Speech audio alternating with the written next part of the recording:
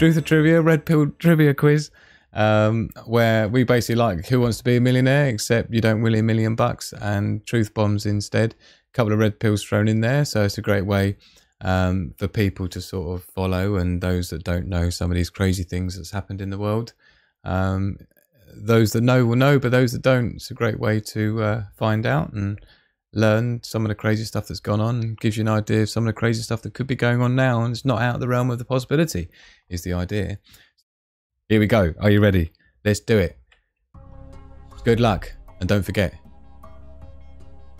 wait until the last question's been seen before you enter your questions. Then of course the winner will get the super winner of all fabulous winner awards once we come back from the break and discern who is the bestest of all bestest truthers in the house with the most red pill. Hey, lovely to see you, Holly. Just join us to the chat, and Terry Page as well just jumped in as well. Lovely. Just subscribe. Merry Christmas. Merry Christmas, Terry. So number one, what was the name of the cargo ship that got stuck in the Suez Canal? What was the name of the cargo ship, not company, ship, that got stuck in the Suez Canal? And I should say stuck, shouldn't I? That was engineered to a halt. A, Ever Given. B, Evergreen. C, Alphonsus. D, Ever Golden. So what was the name of the cargo ship? Was it A, Evergreen? A, Ever Given. B, Evergreen. C, Alphonsus. Or D, Ever Golden? Question number 2. What is the term given when censorship efforts turn into additional unwanted exposure? What's the term given when censorship efforts turn into additional unwanted exposure? So you try and censor something, and what really happens is you just draw more attention to it. Is that called A, the Steiner effect? Is it B, Bowdlerization? C, Streisand effect? Or is it D, Black Swan? A, Steiner effect. B, Bowdlerization. C, Streisand effect. Or D, Black Swan? Urban Harvesting, great to see you. One of our moderators just stepped in. Moore's Law describes the observation of what doubling every year? Moore's Law describes the observation of what doubling every year? Is it A, crypto adoption? B, processor power or speed? C, USA debt? Or is it D, currency supply? A, crypto adoption. B, processor power. C, USA debt. Or D, currency supply? Number 4, so we're more than halfway through. What animal has 360-degree vision? What animal has 360-degree vision? They can see all the way around, up and down, left and right. Is it A, chameleon? B, a goat? I've always thought goat's eyes are well freaky, aren't they? All bulging out on the sides like that. Eagle? Or is it D, cow? So, 360-degree vision, animal. Is it A, chameleon? B, goat? C, eagle? Or D, cow? Is eagle officially an animal, or is it a bird? Number 5. Who famously lied about her heritage and became known as Pocahontas? And the person who gave her this name is just such an epically brilliant shill, it's not even funny. Who famously lied about her heritage and became known as Pocahontas? Was it A, Nancy Pelosi? B, Tulsi Gabbard? C, Sarah Palin? Or D, Elizabeth Warren? Was it A, Nancy Pelosi? B, Tulsi Gabbard? Or C, Sarah Palin? Or D, Elizabeth Warren? Once you've seen this last one, you'll be ready to put all your answers in. Question number 7, the ultimate question. What did Bill Gates use as a sex toy involving Monica Lewinsky in the Oval Office? Absolutely amazingly classic. What did Bill Clinton use with Monica Lewinsky in the Oval Office? Was it A, a banana? B, a Pepsi bottle? Other brands may vary. C, vibrator? Or was it D, a cigar? What did Bill Clinton use as a you-know-what with you-know-who in the you-know-what? Was it A, a banana, B, a Pepsi bottle, C, vibrator, or D, cigar? And that, my absolute darlings, is the end of the Truth or Trivia quiz. So please pop your answers in the chat. You should have 7 beautifully formed letters in a row with your answers. And of course, in a few moments, we'll come back after a break and we'll declare the winner of all most honourable winners. Milkfish was the first in there with the answer, so we'll have a look through later on and we'll see how well people have done. You got Shanna Hyde was in there second, all looking like very well formed answers. Look, Pedigree Mungle was third. Again, we don't know if any of these are right. They could only have one correct. These are just in order of when they came in. Carolyn Rose in there, look.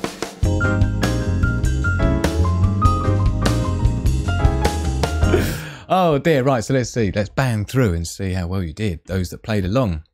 So question number one we had, what was the name of the cargo ship that got stuck in the Suez Canal? And I did specify, I was very specific about the fact that it was the ship, not the company. Because the company name is one of the answers as well as the ship's name is one of the answers. So, yes, we had Evergreen A, Evergiven A, Evergreen B, Alphonsus, or Evergolden. And it was actually Evergiven. A lot of people, I hear people talking about it as Evergreen as the ship name, but it's not. It was Evergiven. So, yes, that is. And again, you know, this is like going on to the shipping situation that we've got going on around the world. I might describe that a bit later on the show because I think it's important to understand what's happening with the shipping around the world, with the container situation, with the fact that there's so many empties building up everywhere and why, and what the cascade effect of that is going to be. This is what I was predicting last year, don't forget, but like probably 14 months ago when I was talking about the just-in-time system breaking down because of all the factors that you could just extrapolate from the way things were locking down and shutting down and the restrictions and the businesses being shut down by the governments. It was very easy to predict the steady decline in you know, in shipping and how that would sort of buffer up. And I remember last year describing it as snow bunching up on the shovel. Yeah, it will be the same thing, and unraveling that will take much more time than it took to create. And this is exactly what we're seeing now with the shipping and things like ships getting stuck in the Suez Canal. Doesn't help the shipping situation and the global supply shortage situation that we've got rocking around the world. So, so yeah, that was an interesting one. And the other thing as well, for those that didn't know, is let me know if you know if you're new in the chat. But the Suez Canal was built by the Queen of England, right? But you'll never guess who funded it. I believe the Rothschilds actually lent the Queen of England the money to build the Suez Canal. So when we talk about hierarchical or financial at least structures, let's just say that the Queen is borrowing money off the Rothschilds to build things like Suez Canals. In case you didn't know. So question number two was, what is the term given when censorship efforts turn into additional unwanted exposure? And for those that know, and for those that didn't know, we'll learn that is the Streisand effect. And I see this happening more and more. And, you know, the original story you see where that comes from, the Streisand effect, is where essentially back in the day, I forget what year it was quite a long time ago, but Barbara Streisand, you know, the famous Barbara Streisand, she had a big old mansion pad. And there was some guy who did a helicopter commission to do aerial photography, and in a couple of those photos her property was in view of in the shot, right? So this guy was a professional photographer and he was just selling the photos on a stock photography site, and a couple of his images had her property in them. And so here I think there was only 4 of them had been sold as stock photographs, and she took it to court and tried to sue the guy to not be able to sell the pictures of her property from aerial view. And what ended up happening is within a week, I think there was 44,000 downloads of that same image because of the court case. So i.e. if she had just not said anything, then they probably would never have sold more than 4 of those images of her property anyway. But because they made it a big thing and then tried to censor it, it ended up advertising it and creating a whole viral thing around Barbara Streisand's property. So of course everyone starts looking for Barbara Streisand's property, right? And that's how it pans out. And I see this happening now, and you know, quite a lot as well, where I I see it playing out, you know, the more effort they make in censoring people, it makes people want to find out what it was they were censoring, which then makes more people find out about it than would have done before. So, you know. Hi, Eve. Great to see you. Just noticed you pop up in the chat there. Figured since it's Christmas, wash hair. All I really wanted for that time of year, is it, to wash the hair, Eve? Oh, dear. Right, so number 3, Moore's Law describes the observation of doubling what every year? Crypto adoption, processor power, USA debt, or currency supply? And those that know, processor power strictly is actually the transistor count in the silicon die of the microchip. Obviously, I'm a electronic and robotic and mechanical and software engineer, so I'm kind of familiar with this stuff, and I follow the innovations of kind of microelectronic technology in terms of the production process of CPU technology, and it all comes down to transistor count. And for those that don't know, transistors are just tiny little switches, silicon-based switches, and when you pass a current through one end, it will conduct or not on the other, like a remote switch. That's all it does. But you're talking like tens of millions of transistors packed onto something that's like, you know, 1/2 inch by 1/2 inch. You'll have like 10 million transistors, and the more transistors you can put in there, the more computational calculations you can do per second, the faster it is.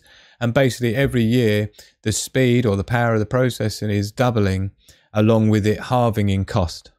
Right, and that's Moore's law. However, Moore's law is not going to carry on indefinitely, as was once thought to be observed, primarily because we are now entering the realm of sort of bumping up against the sides of what you would consider the structural integrity of silicon. So now when we're getting down to less than 10 nanometer production technique, which means that you're able to cut tracks that are only 10 nanometers thick. And when you look into and understand what nanometers are, you'll realize that's about 150 to 200 atoms wide, right? So the actual tracks in the circuit boards, yeah, actually, that's a silicon, that's a bunch of microchips on there, yeah, on the silicon disk, right? And each one of these is a little, like a little CPU, right? And that's how they're manufactured, is on a wafer of silicon like that. And so, yeah, as an electronic engineer, I have random stuff like that in my lab. But anyway, sorry. But yeah, so that's the basis of the processor power, Moore's law. And the thing I was going to mention on that, yeah, is that you're getting down to the point now where the width of the actual tracks of the circuit in micro size on the thing are only like 150, 200 atoms wide. So we're getting into a point now where we're not going to have much option but to get into stuff like quantum computing and stuff, which uses very different, it's just completely different. It's not even the same binary based ones and zeros switching based CPU calculation processing method. It's completely different. But I'll get into what quantum computing is. I used to sort of advise from an innovation point of view, adoption of quantum computing and stuff. So I've got a pretty good understanding of it. So that'll be something to talk about going forwards, because it's going to become more and more what we're going to be seeing, right? So, number 4, what animal has a 360-degree vision? And more than that with a chameleon, more than just 360-degree vision, don't forget, they can also move their eyes independently of each other as well, which is quite unique. So their brains are completely wired differently to be able to sort of be able to detect predators and stuff, or prey, on each eye independently. And each eye hasn't just got 360 degrees round, it also has 360 degrees top and bottom. So it's quite unique in that respect. So yeah, chameleon, incredible. So number 5, who famously lied about her heritage and became known as Pocahontas. What a joke. What an absolute embarrassment and a joke, right? But yeah, Nancy Pelosi, what an absolute alcoholic she is. She is an absolute fucking lunatic. Tulsi Gabbard, I actually quite like her. For I know she's part of the establishment, and if you're part of it, you're part of it. But if I was an American and I could only vote for someone, it would be Tulsi Gabbard, but certainly not as a Democrat. But it's interesting how censored she was. But no, she's Hawaiian and is actually Hawaiian.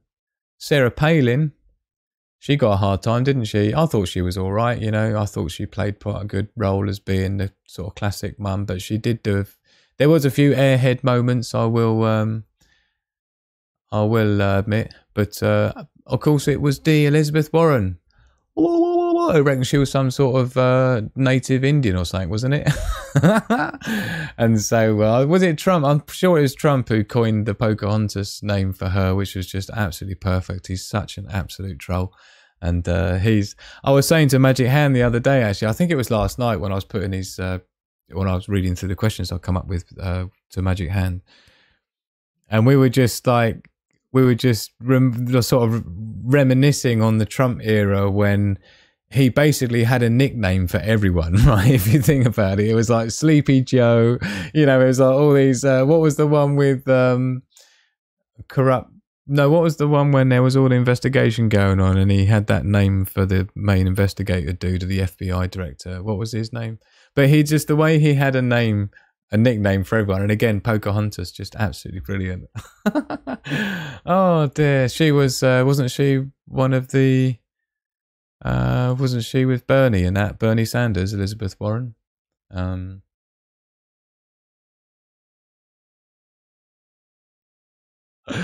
Okay, so number 7, the ultimate Truth or Trivia question. We like to end on a big one, don't we?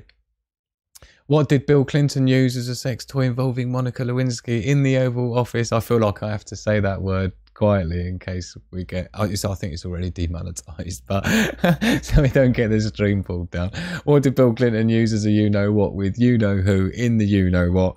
Yeah, that was a cigar of all things. I don't know what I would have chosen if I was either Monica or Bill at the time out of that list. Obviously, unfortunately, I have to admit to the fact that it's me who has to put the list of possible answers together as well. So I'm sorry about that. I could have had far worse things, believe me. I swapped a Pepsi bottle out for something that was far worse. Oh dear. Let me know in the chat which one of these 4 you would have gone for. But yeah, Bill Clinton picked up the cigar for that. And Monica obviously was into that kind of shit. So yeah, there you go. That was the...